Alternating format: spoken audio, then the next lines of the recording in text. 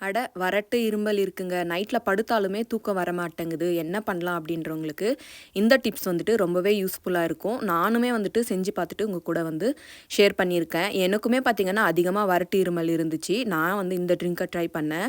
அதுக்கப்புறம் எனக்கு பார்த்தீங்கன்னா, வறட்டு இருமல் நின்னுடுச்சு கம்ப்ளீட்டா.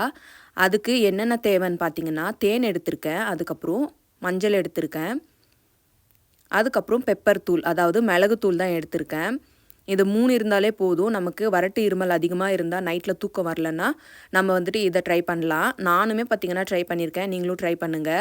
அதுக்கு நமக்கு தேவையான அளவுக்கு வந்துட்டு சுடு தண்ணி வச்சுக்கணும். 2 டேபிள் ஸ்பூன் வந்துட்டு தேன் சேர்த்துக்கிறேன்.